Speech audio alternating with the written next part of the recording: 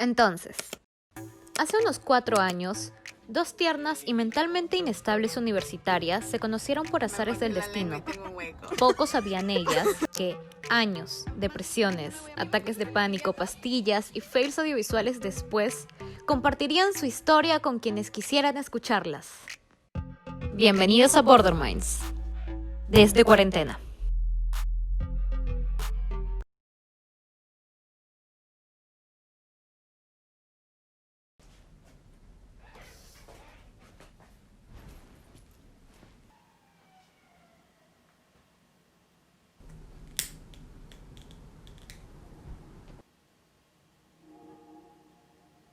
Hay una pregunta recurrente que siempre te van a hacer cada vez que se enteren que vas al psicólogo o al psiquiatra.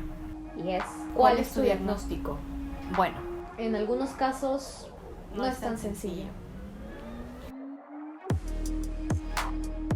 Ya, ¿cuándo fuiste diagnosticada? Es que yo empecé a ir al psicólogo cuando tenía como 11 años por los cambios por los que estaba pasando en mi vida en esa época.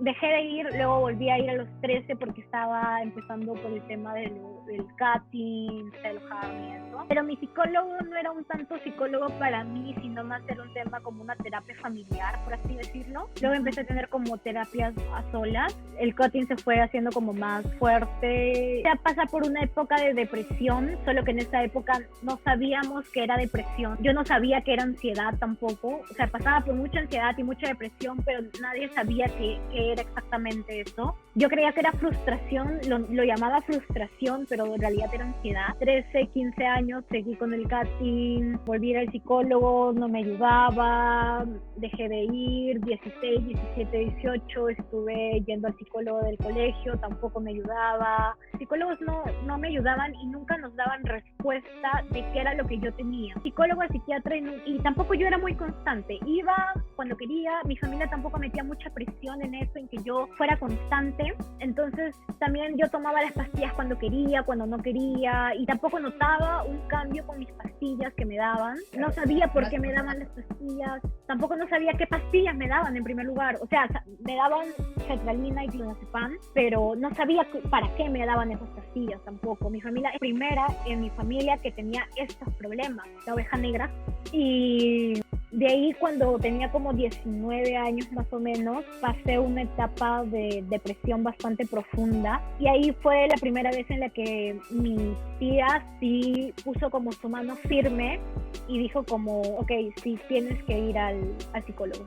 Yo empecé a buscar.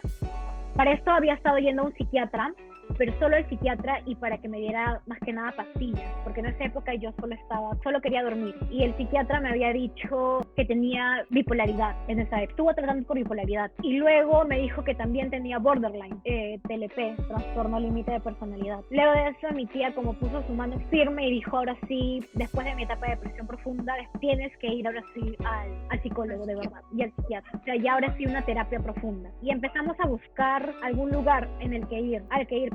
Yo siempre me he ocupado de esas cosas. O sea, mi tía, yo nunca he sido una persona que es como que, ok, ayúdenme, búsquenme a mí la solución. Siempre he sido yo la que ha buscado la solución a mis problemas en realidad. Y es más, estoy buscando lugares para internarme. Fui a varias citas con varios centros. Fui con mi tía, yo todavía estaba había salido como de una etapa en la que vivía dopada por todas las pastillas que el psiquiatra me mandaba. Y llegué a este centro, me entrevisté con ella y no me gustaba. Y luego me entrevisté con el director, sí me agradó bastante. Me cayó muy, muy bien. Pero no quería ir aún así. No estaba segura de qué hacer, no estaba segura de dónde ir, yo quería internarme, y luego tuve como un episodio, como un ataque de pánico, un ataque de ansiedad, no estoy segura. Y mi tía fue a verme, yo vivía sola, mi tía me dijo, bueno, hay que internarte, ¿qué hacemos? Y le dije, no sé si internarme, porque para esto el director del centro ya ha dicho, no es necesario internarla, pero sí es necesaria una terapia intensiva. Y le dije a mi tía, bueno, vamos a este centro entonces. Y empecé a ir a terapias ahí. Me mandaron con otra psicóloga, ya sabes con quién es. Empecé con ella en el 2016. Fui con ella y fui a un psiquiatra con ella también. O sea, con un psiquiatra del centro también. Y entre los dos me dijeron, fue de muchas sesiones en realidad, muchas sesiones. Lo que tú tienes es trastorno obsesivo compulsivo, tienes indicativos de borderline, no tienes bipolaridad, pero sí tienes depresión. Y luego, ahora muchos años después, hace poco he ido con otro psiquiatra, porque aún así, estando con ella, estuve con ella como un año y medio, he vuelto a dejar la terapia, dejaba la terapia, volvía, y iba y venía porque ha sido un vaivén igual que las mías, igual que todo. Y hace poco he vuelto a ir con ella y he ido con otro psiquiatra y tuve otra sesión con ella y me dijo lo mismo, me dijo tienes trastorno obsesivo compulsivo, tienes indicativos de borderline y tienes trastorno de ansiedad generalizada, TAG y depresión. Y este es básicamente el diagnóstico que ahora tengo, por lo que el terapeuta me está tratando últimamente en realidad. El trastorno obsesivo compulsivo o TOC es un trastorno intrusivo de pensamientos y miedos irracionales que obligan a la persona a tener comportamientos repetitivos que no la dejan desarrollar sus actividades diarias y le generan angustia. Los síntomas pueden variar dependiendo de la persona, puesto que cada uno piensa de distinta forma. El TOC se divide entre la obsesión y la compulsión. La obsesión es cuando la persona se obsesiona con un tema y este es invasivo, no puede dejar de pensar en él y le provoca mucha angustia o ansiedad. Estos pueden ser temor a contaminarse, si dejó con llave la casa, si está todo desordenado, etc. La compulsión, por otro lado, son los comportamientos repetitivos que la persona debe cumplir en orden para reducir la ansiedad que siente debido a su obsesión. Estos se llaman rituales o reglas y a menudo no están relacionados con el problema o son excesivas. Estos pueden ser lavarse las manos intensamente, verificar las cosas, contar siguiendo patrones, repetir cosas en voz baja, etc. El tratamiento que más alivia el TOC es la terapia cognitiva conductual, que es un tipo de psicoterapia. Pero también ayudan ciertos tipos de antidepresivos o estabilizadores del ánimo que aliviarán la sensación de angustia ante la obsesión. Entonces, el TOC es acerca de pensar y obsesionarse, pero ¿es realmente acerca de eso? ¿Cómo se siente? Tener TOC o trastorno obsesivo compulsivo va más allá de solo lavarse las manos o apagar las luces de la casa 3 veces. Para mí es acerca de querer sentirme segura y mi necesidad de mantener las cosas bajo control. Es obsesionarme con una cosa, con cualquier cosa, y que ese pensamiento no deje mi cabeza por días, semanas, meses, hasta años. Es un pensamiento recurrente que va a venir y va a venir y va a volver y va a volver y me va a causar ansiedad y que tengo que recurrir a una serie de rituales para calmar esa ansiedad.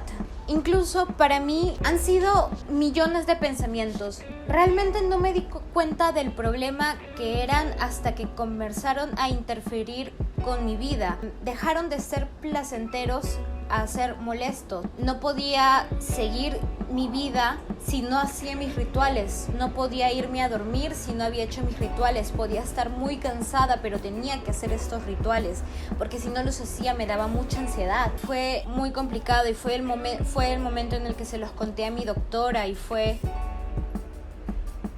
¿Tienes TOC?